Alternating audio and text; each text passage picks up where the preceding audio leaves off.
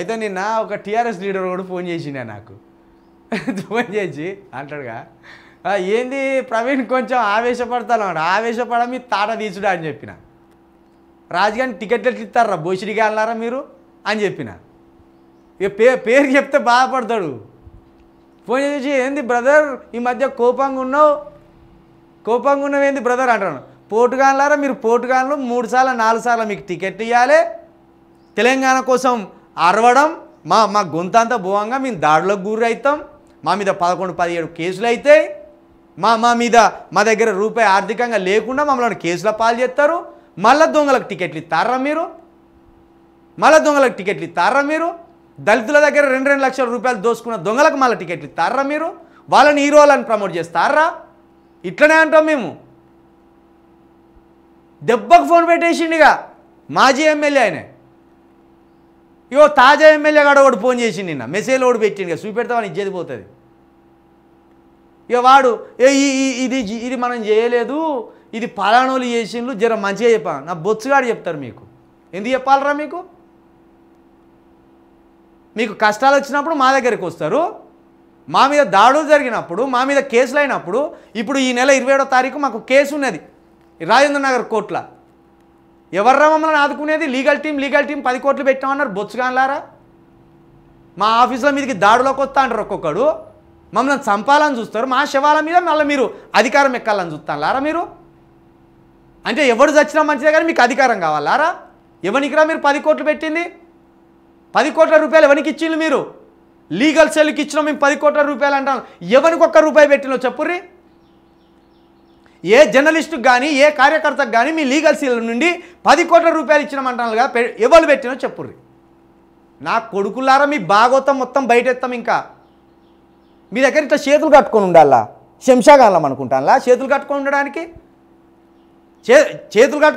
శంషాగాలం మేము ఇంత చదువుకొని నీ పీజీలు చేసి 10-15 సంవత్సరాలు మీడియాలో ఉండి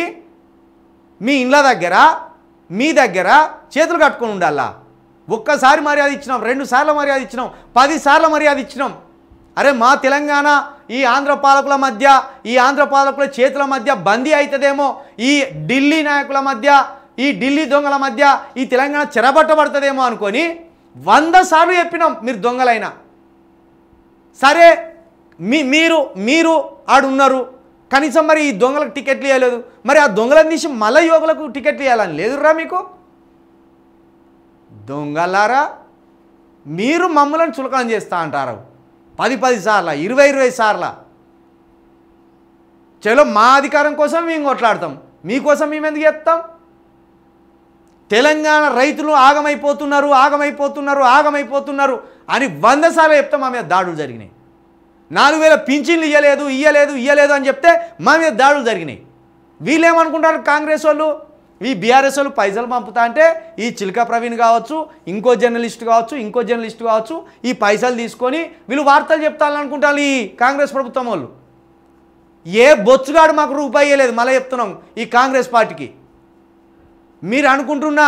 ఎవడైతున్నాడో ఈ బీఆర్ఎస్ పార్టీలో హెడ్ అనబడేవాడు ఎవ్వడు మాకు రూపాయి ఇవ్వలే ఇచ్చే ఛానళ్ళు వేరే ఉన్నాయి ఆ ఛానళ్ళను మీరు టార్గెట్ చేసుకోర్రి మేము ప్రజల వైపునే చెప్తాం మేము బీఆర్ఎస్ఈ లోపాలు చెప్తాం కాంగ్రెస్ లోపాలు చెప్తాం బీజేపీ లోపాలు కూడా చెప్తాం మేము బహుజన రాజ్యాధికారం కోసం మాత్రమే మాట్లాడతాం ఇన్ని రోజులు మోసపోవడం అంటే మేమేం వీళ్ళ దగ్గరికి పోయి పైసలు అడిగింది లేదు ఏం లేదు మాకు లీగల్గా మాకు అవసరాలు ఉంటాయి మీరు లీగల్ టీం అని పెట్టిండ్రు ఎవరికి సాయం చేసిండ్రు మీరు నేను యశోద హాస్పిటల్లో పడితే ₹1,00,000 ఖర్చు అయింది ఒక్క దుర్మార్గుడు మరి ప్రవీణ్ అనే వ్యక్తి చిలుక ప్రవీణ్ అనే వ్యక్తి ఏ వాదం మీద మాట్లాడుతున్నాడు ఎవరికి బెనిఫిట్ అవుతుంది ఆ వ్యక్తి మాట్లాడుతుంటే ఎవరికి కలిసి వస్తుంది ఆ మాటలు అని సోయి లేదురా మీరు గాడుదులా మనుషులరా మీరు మీ దగ్గరికి వచ్చి మేము బిచ్చం అడుకోవాలా బిచ్చం అడుకుందానికి ఏమన్నా మేము జీతగాళ్ళం అనుకుంటాంలా మీ ఇంట్లో పాలేర్లం అనుకుంటాంలా కాబట్టి భయపడే సవాలే లేదు ఎంతకో అంత బహుజన రాజ్యాధికారం కోసం కొట్లాడతాం అంటారు ఇంకోటి ఫోన్ చేసి అంటారు కదా నువ్వు బహుజన రాజ్యాధికారం అంటున్నావు కాబట్టి నీ కేసులు కానీ నీకు లీగల్ టీం కానీ సహకరిస్తలే అని మరి ఏం చేయాలి బహుజన రాజ్యాధికారం అనకపోతే మళ్ళా వెలుమ దొరలు ముఖ్యమంత్రులు కావాలి, రెడ్డి దొరలు ముఖ్యమంత్రులు కావాలని అడగల? దళితుడు ముఖ్యమంత్రి కావద్దా? బీసీ ముఖ్యమంత్రి కావద్దా? ఎస్టీలు హోం మంత్రులు కావద్దా? ఎస్టీలు రెవెన్యూ శాఖ మంత్రులు కావద్దా? ఎస్టీలు హోం మంత్రులు కావద్దా?